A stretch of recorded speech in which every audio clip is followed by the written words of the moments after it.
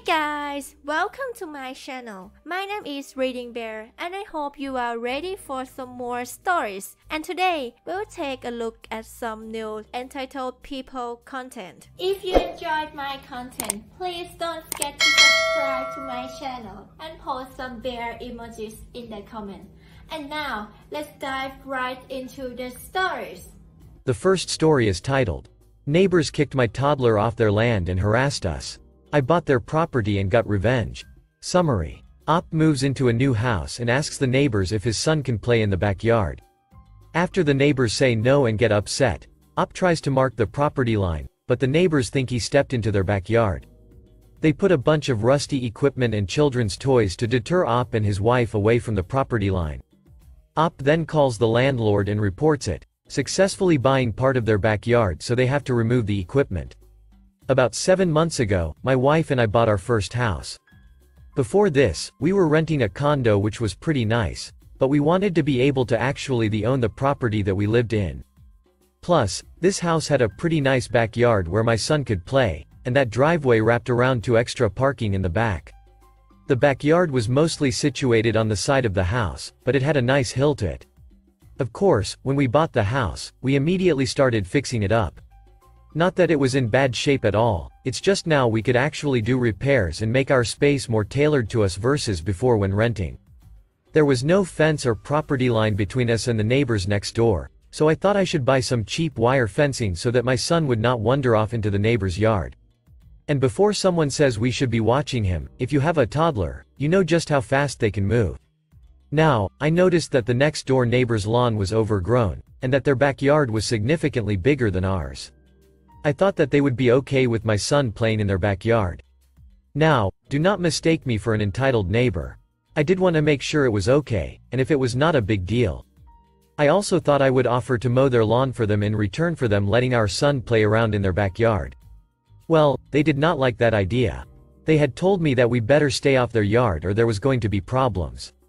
Obviously, I did not want problems at all, and if they did not want us even stepping foot in their yard, well, I wanted to respect that.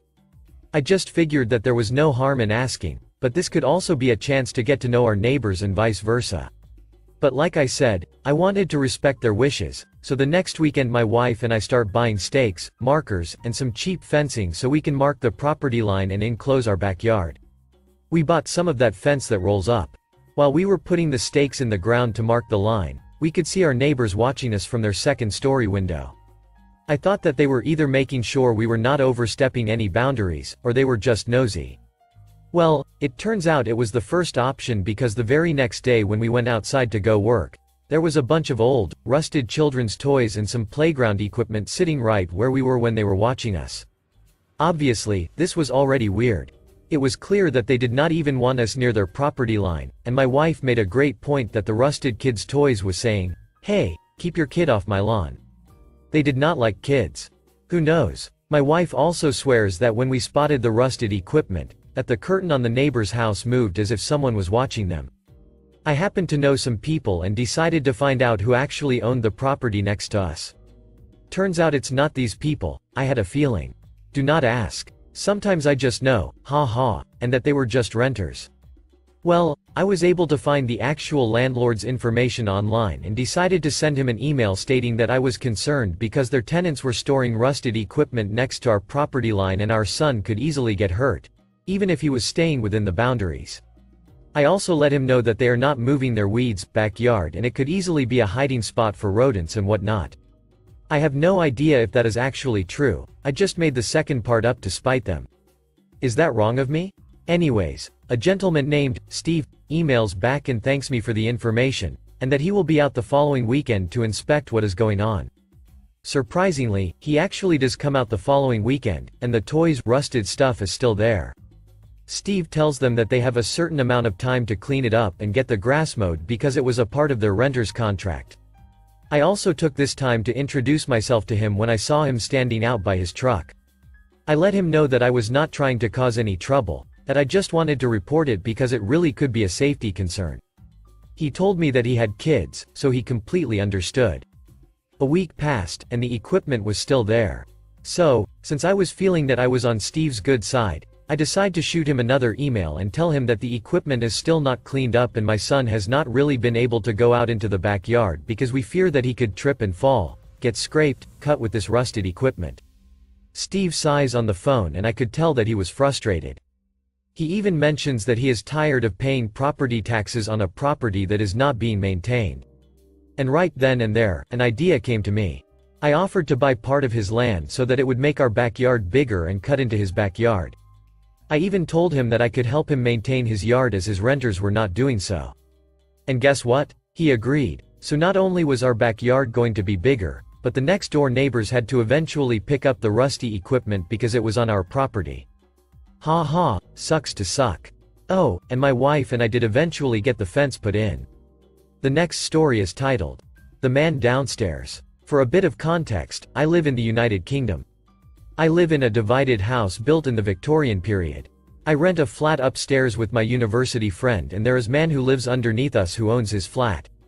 Since we moved in, the man who lives downstairs, who is about 30, has complained about us making noise. It's fair enough to ask us to turn something down or inform us if he can hear something. We had just moved in and we cannot tell what is too loud without trial and error, right? Straight away he reported us to our landlady for loud banging noises. Firstly, this was coming from 69, the house next to us, as I heard them a few days previously. We told the landlady it couldn't be us because we were sick and asleep before the time he reported. All good, right? Well, a few days later he complained straight to the landlady again, without speaking to us, that our television was too loud after 10. Fine. But it was on what we would consider medium level and the level we used in the flat we lived in before. After that we had to introduce a rule to put the volume on 8, which I could barely hear if I was eating, after 10. I legit set an alarm to do this. He complained more about the TV, so that's why I had to get drastic. Apparently, he even called the noise pollution police on us. The landlady said they tried to reach us by knocking on the door and ring the doorbell. But guess what? I didn't hear it because I was asleep. Clearly, I'm not making any banging noise in my sleep. The guy the first was putting up also was asleep and didn't hear anything. So how the duck was we making any noise? Just want to point out again, he didn't approach us at all before these occurrences. Further complaints about noise continued. He even tried to report us for having a secret tenant. Our friend was between places and stayed in our flat for a few weeks before going to his home country for holidays. And the other constant visitor was my flatmate's girlfriend. Nothing sinister. This has been happening over a few years now. When we finally saw him in passing in October, he said to us, "I can hear you guys walking up and down the stairs at night," as if it was a bad thing to go to the toilet or kitchen after dark. And then mentioned a scraping noise on the ceiling, our floor, which is either us moving furniture or our desk chairs. Again, not a huge loud noise. Just the other day, he complained about noise at 5 p.m. His entitlement because we are not homeowners like him and younger than him is getting worse. Today he has a gathering in his large shed converted to a hangout place in his garden. They keep slamming doors all over the place. The shed, the back door, the front door. I'm going insane. Totally not fair. The next story is titled, Neighbor Parks His Car and Blocks My Exit. Don't mess with a woman scorned. This happened about 5 years ago when I moved into a wheelchair-friendly unit. I'm a 29-year-old disabled female in a wheelchair. The unit complex I live in has 20 units, upstairs and down, but only half of the tenants have assigned parking. I have a car space, but this neighbor didn't. It took a while for tenants to get used to this. It was a brand new complex and the tenants all moved in at the same time. But one of them, let's call him Dick, either didn't get it or didn't care. He would constantly park in my car space, and every time I confronted him about it, he claimed not to know, but he'd park there anyway. I informed the landlords about this and they sent out constant letters until he finally got the message. But did he park on the street? Nope. He started to park his car along the driveway, sometimes blocking my exit. To get out of my door I go down a ramp and then turn onto the driveway, but he would park his car and block my exit. There was no back exit, so this was my only way to exit my place. I told the landlords about this and the council parking officer in hopes they could make him stop doing this. I confronted Dick a few times and told him not to do this and warned him that his car might get damaged if I try to get my wheelchair around it. But did he listen? Nope. One glorious day when I needed to leave, I saw his car parked halfway across my exit. There was just enough room for me to get around, but I knew I would scrape the side of his car with the side of my power wheelchair if I tried to get around it. I had two options: stay home and miss my appointments or try and get around his car. I went with option B. Before you have a go at me for damaging his car, it was an old beat-up tin can that already had some scratches on it. What's one more? When I got home, his car was still parked there. So I called a tow truck company and told them there was a car parked illegally, blocking access to my home. I don't like using my disability to my advantage, but I'd had enough. The call went something like this. Me. Hello? Yes. I'm so sorry to bother you, but I'm in a wheelchair and I can't get into my house because there's a car parked there.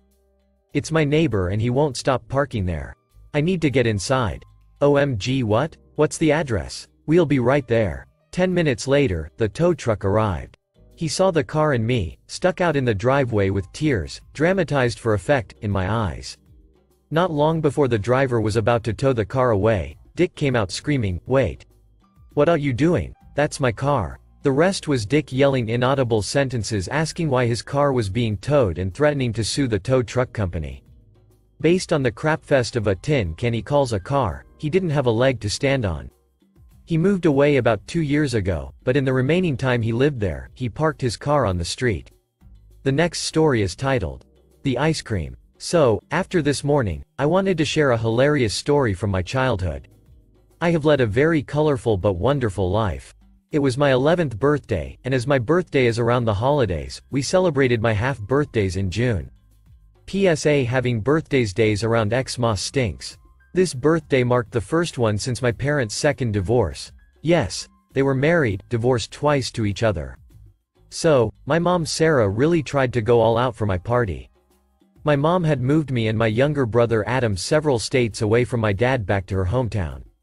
It was a very small rural town that had really nothing to do in. So, my mom rented a bounce house, horses for riding, bought a four-wheeler for fun, and tons of gifts.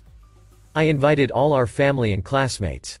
However, the one thing I was really looking forward to was my great-grandma Winnie's homemade ice cream. This was the best ice cream, but it took forever to make, so she made it only on birthdays. She used her daddy's very old John Deere machine. I never learned how the machine worked, but it was cool. Anyways, along with inviting the family, my mom invited my very bratty cousin Margot and her mom Wanda. Wanda was a widow, after her husband fell from a deer stand, 30-ish fort, drunk the year prior. I remember Margot being friendlier before, but I can only imagine how the death of a parent would change a person. However, Wanda catered to anything Margot wanted. Margot wanted a pony. Got one. Disney trip 4 times a year? Okay, I knew they came into money, assuming some life insurance or something, since that's all they would talk about. How wonderful life was, her new car, the latest trip, etc. A horrible spoken secret was her old husband Bobby was cheating on her and they were planning to divorce. Anyone that spoke out against Margot's behavior would instantly be cut off from any access, including her own great-grandmother Winnie.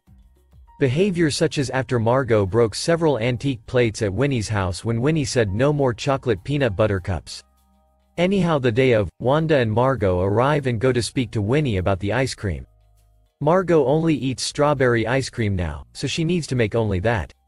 Winnie came to me asking if that was okay, but I didn't really like strawberry ice cream. So, my mom said no.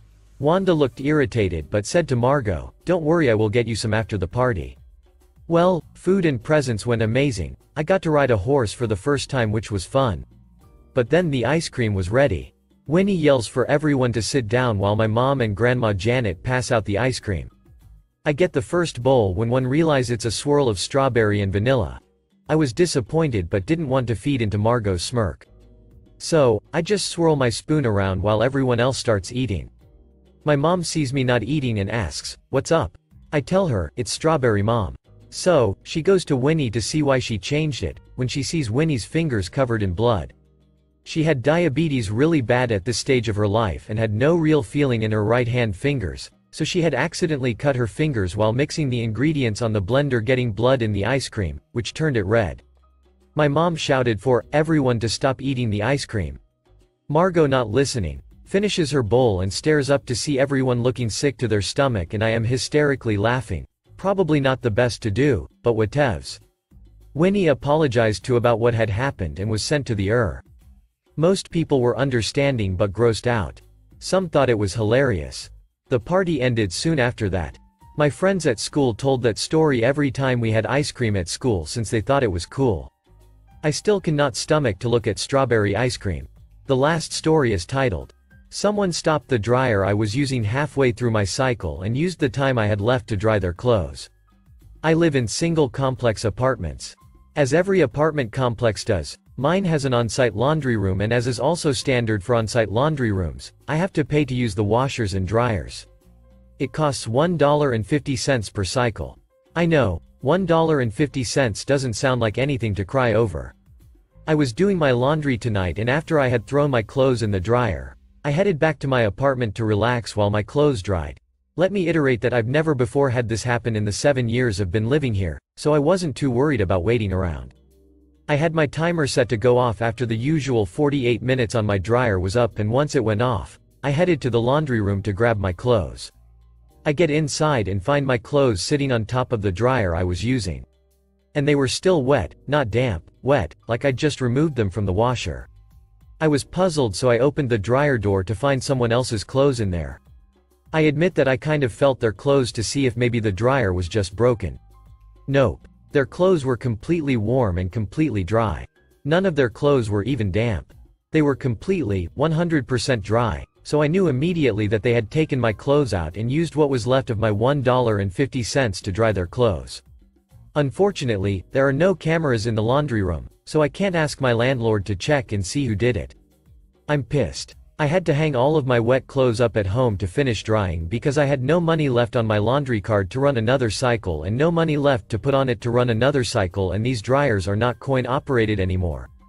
I could have reported it to my landlord, but without knowing who did it, there was no point. This just happened a few hours ago and I'm still fuming. You have to be pretty entitled to think it's okay to take someone else's clothes out and use what's left of the cycle they paid for to wash, dry your clothes. Edited to update. So, it turns out that there is a camera in the laundry room, I just didn't see it. Many people have said that I should have thrown their clothes on the floor. Today, I was served a note with a picture of my mom throwing their clothes on the floor and a $50 violation fine. I had told her what happened, but didn't know she'd actually done anything about it. I realized that I didn't add in my story that I do live with my mother and she can be petty as hell. You don't want to piss her off. My mother marched to the office and told management blatantly that she wasn't paying it, then explained the whole story to her. Thankfully, management understood and she actually knocked the fine off so we don't have to pay it. However, I hope this means that whoever did it was actually caught and is at least spoken to by management about them stealing the time left on the cycle we paid for. Thank you for listening.